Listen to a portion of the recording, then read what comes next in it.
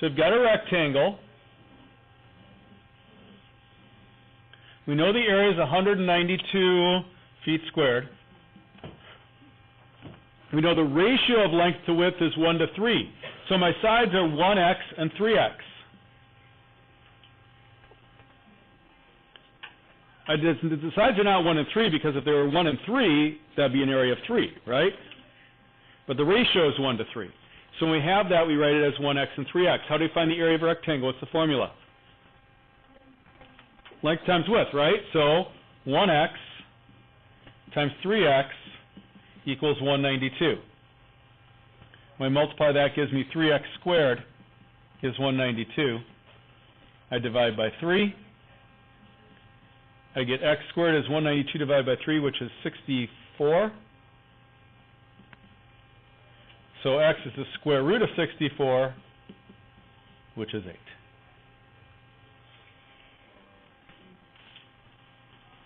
Okay? But a picture helps, because why? We're describing a rectangle. There's no picture given. You draw one. Not too tough. Same for number 37. When you set it up, it's 3x times 2x equals 294. So 6x squared is 294. You divide by 6. So x squared is 294 divided by 6. I don't know off the top of my head. 49. Okay, that works out nice. So x is 7. So not that hard, but again, you have to think through these. It's a little more than just what we're used to. 38 and 39, we kind of talked about slope a little bit. I did an example like this in the notes yesterday.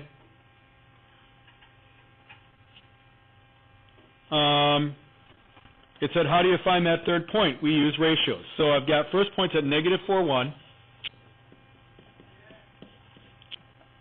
Next point is at negative 1, 2. Third point is at 5a.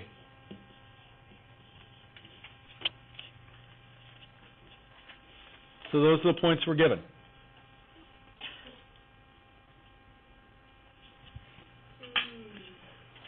Again, this is about proportion. So first we find the slope between these two lines. Okay? 1 minus 2 for negative 4 minus negative 1. Y minus y over x minus x. That's negative 1 over negative 3, or 1/3. Now I find the slope between these two. It's 2 minus a over negative 1 minus 5, or 2 minus a over negative 6. These slopes must be the same. So 1/3 equals 2 minus a over negative 6. And now we solve that just like any proportion, we cross multiply. Negative 6 equals 3 times 2 minus a. It's positive 3. Make that clear. So negative 6 equals 6a, or 6 minus 3a, excuse me. Subtract the 6. Negative 12 equals negative 3a. So divide by negative 3. A equals 4.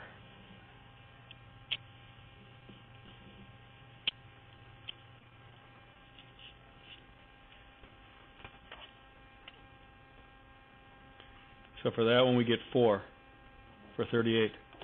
39, 4, 5, 1, 2, and A0. Again, pretty much the same thing exactly. So we get 4, 5, 1, 2. Slope here would be 5 minus 2 over 4 minus 1, or 3 over 3, which is 1 over 1. But I'm not going to reduce it to just a whole number. We need a ratio. The next one is A0. Well, this is actually going to be pretty easy to figure out. We could probably figure this one out easy. With a slope of 1, that means every time we go down 1, we go left 1, or up 1, right 1. So every time I go down 1, if I go down 2 here, I got to go down 1 there. A is going to be negative 1. We can probably figure that out. But to do it proportionally, I would do 2 minus 0 over 1 minus A. So that's 2 over 1 minus A. Then I'd set my proportions 1 over 1 equals 2 over 1 minus A. So I get 1 minus A equals 2. Subtract the 1. Negative A equals 1, so A equals negative 1. It works out.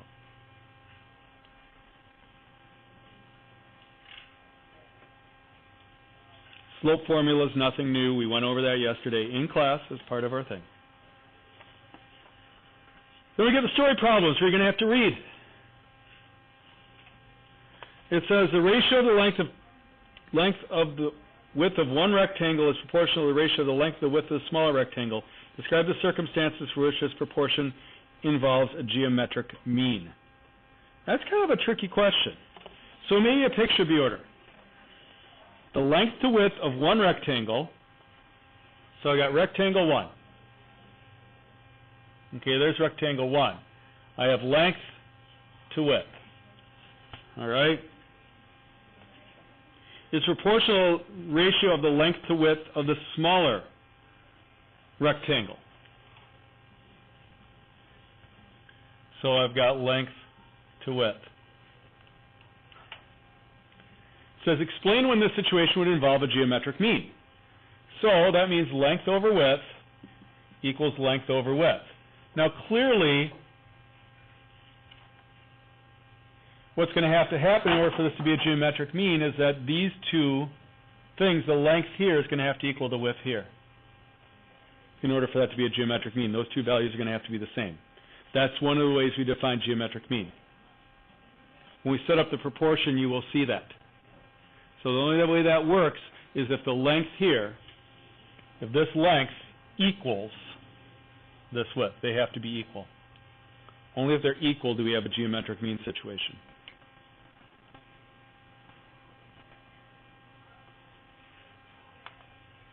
That's definitely an extension type problem.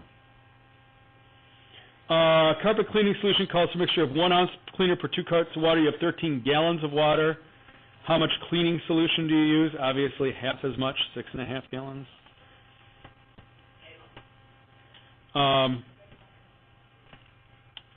42, over a given period of time you lose weight if your body burns more calories than it consumes. Specifically, it takes a difference of 3,500 calories to use 1 pound of body weight. Suppose your total body weight decreases by 42 ounces while you're training for a sport. How many calories has your body burned more than during that time? We do have to know how many ounces are in a pound. How many ounces are in a pound? 16 ounces in a pound. Okay? So if 16 ounces is 1 pound, and 35, and you've lost 42 ounces, how many pounds have you lost? That's a proportion we can solve.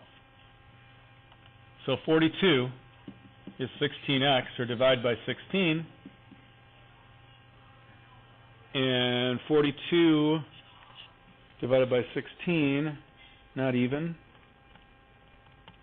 is 2.625 pounds.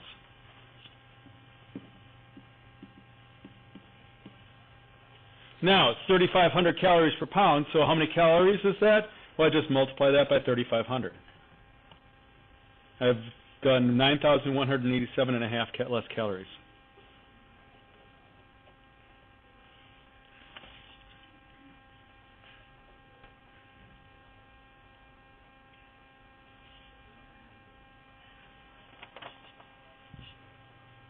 Finally, the last one. It says $1 is one U.S. dollar is $1.14 Canadian, and $1 is 0.84 euros. So we're given two ratios. So 1 U.S. dollar is 1.14 Canadian, and 1 U.S. dollar is 0.84 euros. Those are the ratios. It says you purchase a book that costs $20 Canadian currency. How much does it cost in U.S. dollars? We simply set up a proportion. 1 over 1.14 U.S. over Canadian is how much U.S. over $20 Canadian. And we cross-multiply that. It's that type of proportion that we're talking about. So 20, it's $70.54.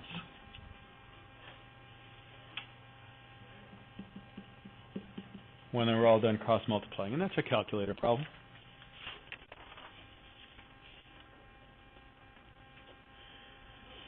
Once you arrive in Europe, you exchange $80 in U.S. currency. How many euros do you get for that amount? Again, $1 American is 0.84 euros. We turn in 80 U.S. dollars. How many euros do we get? It's just a proportion. So I take 80 times 0.84, divide by 1, 67.2 euros.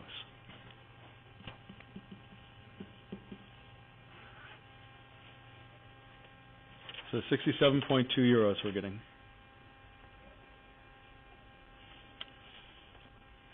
Now, your foreign exchange, this is a tough one. See, your foreign exchange is $25 in Canadian for currency. How many euros does your friend receive? This is a little trickier because you have to go from Canadian to U.S. and then U.S. to euros. So it's two conversions. So 1 U.S. is 114 Canadian, and they have 25 Canadian. How many U.S. is that? So 25 divided by 1.14, that's 21.93 American.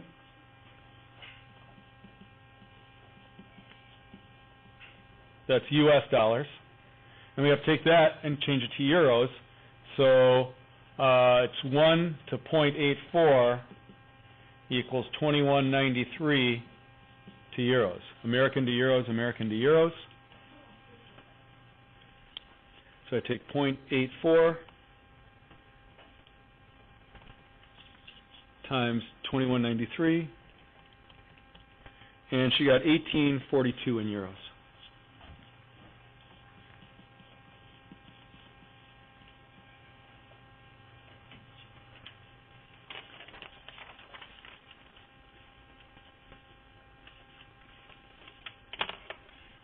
Now, yeah, some of those are more complicated problems. You have to set up and solve proportions and set up and solve equations.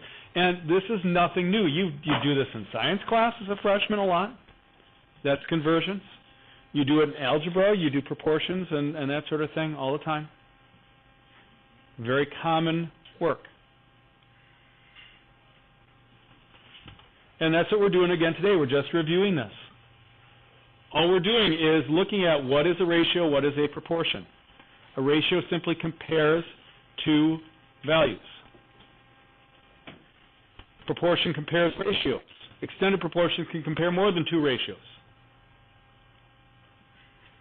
The ratio that compares 2 feet to 8 inches, remember, would be 28 or 24 to 8, because remember we have to have the same units for a ratio, or 3 to 1. It would not be 2 to 8 or 1 to 4 because we don't want to compare different units. So we're setting up our ratios. We want to make sure our units are the same. The geometric mean between two numbers, we simply multiply the number and take the square root of the product. And we simplify the square root to simplest radical form. We do not decimally approximate it. So the geometric mean between 2 and 32 is simply the square root of 2 times 32. 2 times 32 is 64, so that would be the square root of 64, which is just 8. Very simple to find a geometric mean. If I have other numbers like that aren't quite so nice, let's say I have 5 and 15, I have to take square root of 5 times 15, which would be the square root of 75, and then we have to simplify that.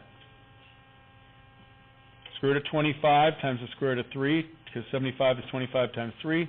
Square root of 25 simplifies, and we express our answer in lowest radical form. So we only supposed to do 6.2? What? No. You're supposed to do both sides. I know. I went over both sides.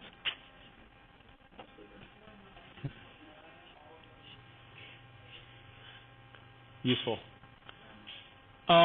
Simplifying radicals, we just talked about that. Simplifying the square root of 40. What's the largest perfect square that goes into 40? Or a perfect square that goes into 40? 8 is not a perfect square. Does 9 go evenly into 40? Is that the largest one? Let's try it. Square root of 4 is 2. Are there any perfect squares that go into 10? Is 5 a perfect square?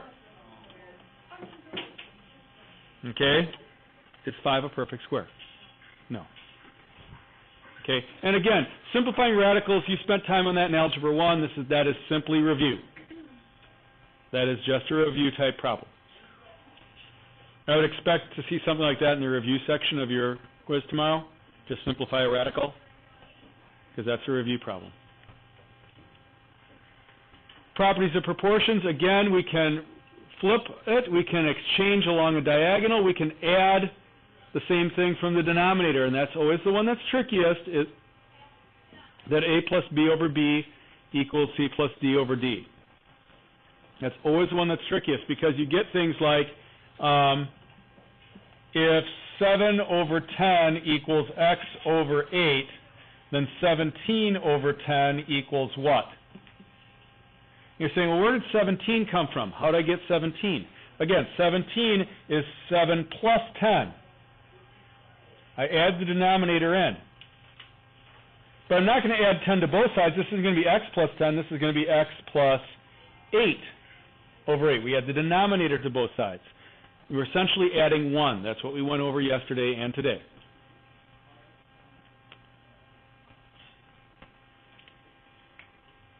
Really just adding 1 to each side.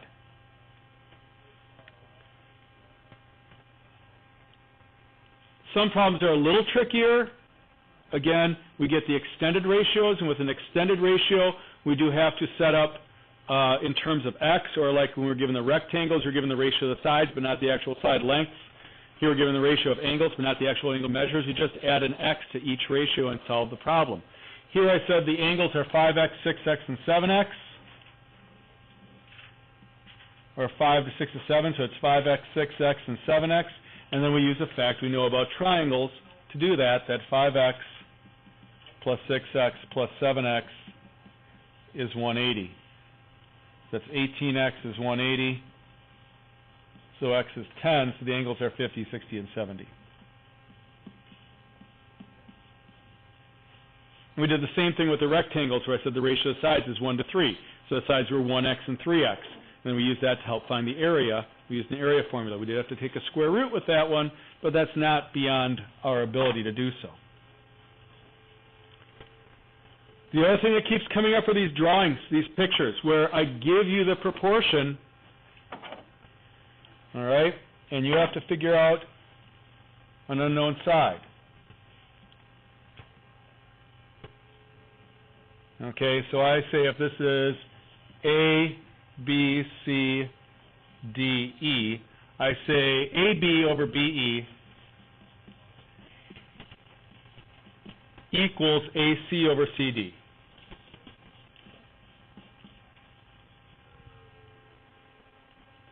Can I stop that? Thank you. All right. And then they'll give you some measurements. They'll say, okay, this is 5, this is 3, this is 7, and this is x. Find CD. And you have to set up using the proportion. And now this is probably the easiest of all the problems, because all you got to do is plug the numbers in. They give you the proportion. All you got to do is put the right numbers in the right place. How long is AB? 5.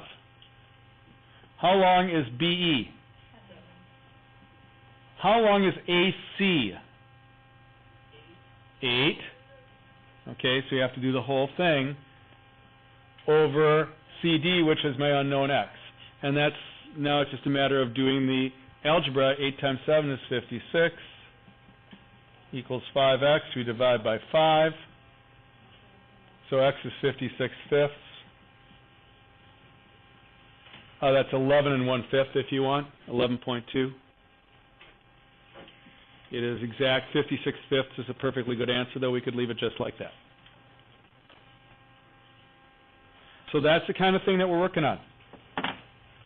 Now, I think you'll find the quiz tomorrow, and today's worksheet is going to be easier than yesterday's. Leo, why are we making that time?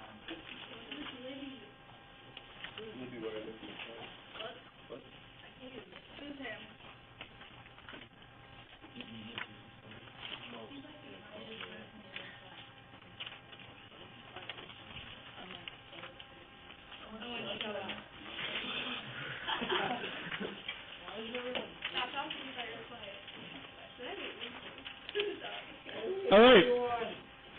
So again, it's more of the same stuff, but I think you'll find today's worksheet's a little bit easier. Okay. Now, 37, the optional extensions questions. Those are just to help prepare you for the possible extension problems in the test. You only have to go through number 14. I'm not giving you extra credit for going over those last ones. However, if you do so, you'll probably be better prepared for the test. But it's up to you. This is where you get to make the big boy and big girl decision. Do I really want to study for the test, or I just want to get my couple homework points and move on? So it's 19 to 14 then? So 37 through 18 there. We start in the front. Yeah, start in 19 and then go all the way through. When you hit that optional extensions, that is optional, but if you're really the person who wants to be preparing for the test, you'll be doing that. If you're not, you won't.